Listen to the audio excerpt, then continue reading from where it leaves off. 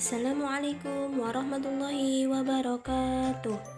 Bagaimana kabarnya anak-anakku yang soleh-soleha? Sehat semua ya. Semoga selalu sehat dan dilindungi oleh Allah. Berjumpa lagi dengan Ibu Siti Khairia. Hari ini Ibu akan menyampaikan pelajaran fikih, yaitu tentang ringannya sholat bagi musyafir. Pelajaran 4 ya. Untuk kelas 3. Perhatikan ya. A. Ketentuan rukhsah sholat bagi musafir. Ketentuan rukhsah sholat bagi musafir. Seorang musafir mendapatkan rukhsah atau keringanan dari Allah Subhanahu wa Ta'ala dalam pelaksanaan sholat. Rukhsah atau rukhsah tersebut adalah mengqashor sholat yang bilangannya 4 rakaat menjadi 2 rakaat. Yang nomor 2, menjamak sholat zuhur dengan asar dan maghrib dengan isya. Nomor 3, sholat di atas kendaraan. Nomor 4, tayamum dengan debu atau tanah pengganti wudhu dalam kondisi tidak mendapatkan air. Itu ketentuan rukhsah. 1. Mengqashor, meringkas sholat. Mengqashor sholat adalah meringkas sholat yang 4 rakaat menjadi 2 rakaat, yaitu pada sholat zuhur, asar, dan isya. Allah Subhanahu wa Ta'ala berfirman, Bismillahirrahmanirrahim, wa idza darabatum fil ardi falaysa 'alaikum junahun an taqsuru minas sholawati in khiftum ayaftinakumul ladzina kafaru innal kafirina kanu lakum aduwwam mubina. Artinya, dan apabila kamu bepergian di muka bumi, maka tidaklah mengapa kamu mengqashor sembahyangmu, sholatmu, jika kamu takut diserang orang-orang kafir. Sesungguhnya orang-orang kafir itu adalah musuh yang nyata bagimu. Quran Surat An-Nisa. Itu ya kalau dalam bepergian yang jauh.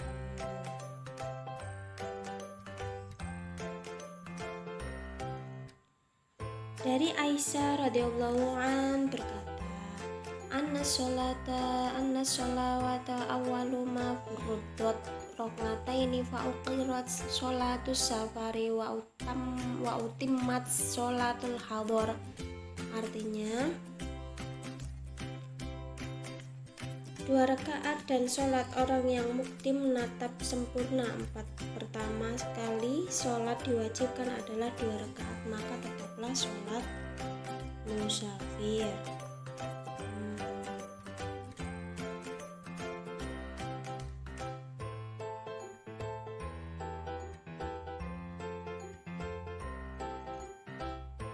Balik-balik ya.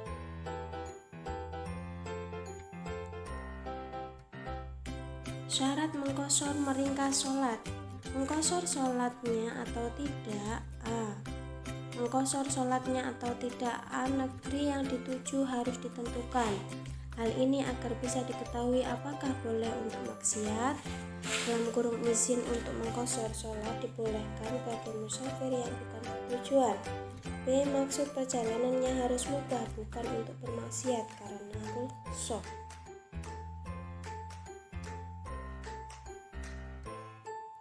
2. Menjamak, menggabung sholat. Bagi musafir boleh menjamak, menggabungkan antara 2 sholat, yaitu menggabungkan antara sholat zuhur dengan asar dan maghrib dengan isya, dan dikerjakan dalam waktu salah satunya, yaitu boleh dikerjakan dalam waktu zuhur atau dalam waktu asar, begitu pula dalam waktu maghrib atau dalam waktu isya. Hendaklah azan untuk 1 kali sholat dan iqamah pada setiap sholat, yaitu 1 kali azan cukup untuk zuhur dan asar, dan iqamah untuk setiap sholat.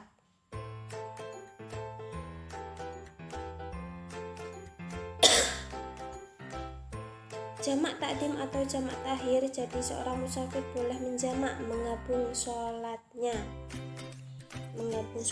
baik ya.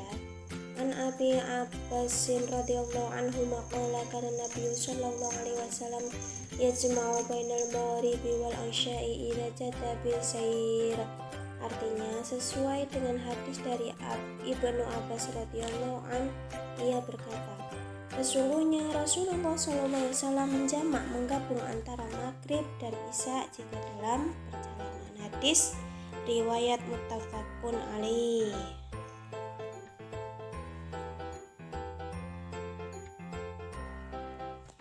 Syarat mendahulukan mentakdim sholat. Syarat mendahulukan atau mentakdim sholat. A. Sholat yang pertama harus didahulukan, baru setelah itu sholat yang kedua. Maksudnya sholat zuhur lebih dahulu, kemudian mentakdimkan sholat asar. Begitu pula sholat maghrib lebih dahulu, kemudian mentakdimkan sholat isya. B. Harus niat menggabung jamak antara sholat pertama dan kedua, dan niat dilakukan waktu melakukan sholat pertama. Usolli fardhu dhuhri raka'ataini jam'an bil asri taqdiman wa qasran lillahi ta'ala. Artinya, dikosor karena Allah, saya berniat sholat zuhur 2 rakaat jamak takdim dengan asar.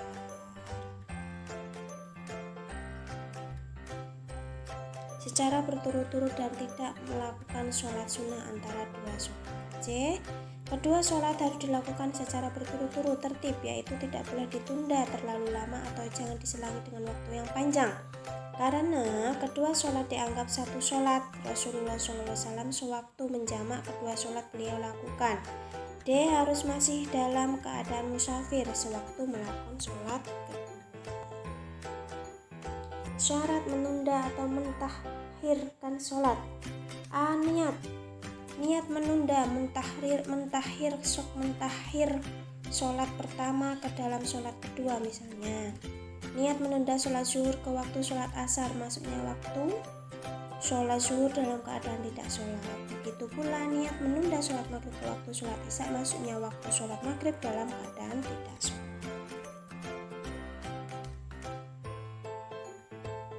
Usolli fardhu dhuhri raka'ataini jam'an bil asri takhiran wa qasran lillahi ta'ala.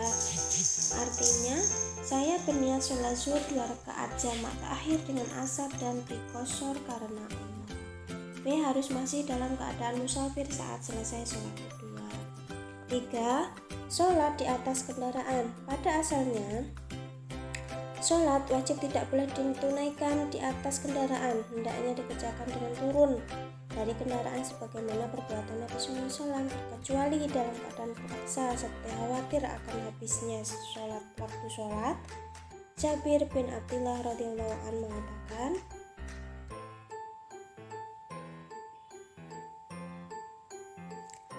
Anan Nabiyya sallallahu alaihi wasallam kana yusolli ala rahilatihi nahwal masyriqi fa idza arada ay yusolli maktubatan nazal. Artinya adalah Nabi SAW sholat sunnah di atas kendaraannya ke arah timur. Apabila beliau hendak sholat wajib, maka beliau turun dari kendaraan kemudian menghadap kiblat. Hadis riwayat Al-Bukhari. Adapun tata cara sholat di atas kendaraan, baik itu pesawat, bus, kereta atau kapal laut, adalah sebagai berikut. A. Hendaklah sholat dengan berdiri menghadap kiblat apabila mampu. Jika tidak, maka sholatlah dengan duduk dan berisyarat ketika rukuk dan sujud. Rasulullah SAW pernah ditanya tentang sholat di atas perahu. Beliau menjawab, sholat qa'iman illam takhaf al-ghufar. Sholatlah dengan berdiri kecuali apabila kamu takut tenggelam. B. Berusahalah tetap sholat berjamaah, terutama bagi laki-laki. Apabila dalam keadaan ada ruang yang bisa digunakan sholat berjamaah, maka sholatlah dengan berjamaah walaupun hanya 2 orang. Bila tidak, maka sholatlah berjamaah dengan 2. C. Kerjakan sholat seperti biasa, niat dalam hati, takbiratul ihram, baca doa iftitah, membaca al-fatihah, membaca surat dalam Al-Quran, rukuk, kemudian bangkit dari rukuk lalu sujud. D. Bila tidak mampu rukuk, maka cukup dengan menundukkan kepala dan engkau dalam keadaan berdiri. E. Bila tidak mampu sujud, maka cukup dengan duduk seraya menundukkan kepala. F. Apabila sholatnya dikerjakan dalam keadaan duduk, maka ketika rukuk dan sujud cukup dengan menundukkan kepala dan jadikan posisi kepala untuk sujud itu lebih rendah.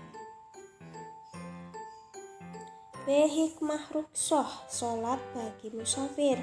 Adanya ruksoh atau keringanan merupakan bagian dari merupakan bagian dari kasih sayang Allah Subhanahu wa taala pada hambanya, dan bukti bahwa Islam adalah agama yang mudah dan tidak memberatkan. Bagaimana firman-Nya? Yuridullahu bikumul yusra wa la yuridu bikumul usra. Allah mengendaki kemudahan bagimu dan tidak mengendaki kesukaran. Quran surat Al-Baqarah. Juga firman Allah SWT yaitu yuridullahu ayyukhaffafa ankum wa khuliqal insanu dha'ifa. Artinya Allah hendak memberikan keringanan kepadamu dan manusia dijadikan bersifat lemah. Innatina yusurun wa la yushaddadina ahadun illa ghalabah. Artinya sungguhnya agama itu mudah dan tidak ada orang yang berlebih-lebihan dalam agama ini kecuali akan mengalahkan yang tidak mampu melakukannya. Itu tadi anak-anak pelajaran fikih hari ini, semoga bermanfaat. Terima kasih, selalu semangat. Wassalamualaikum.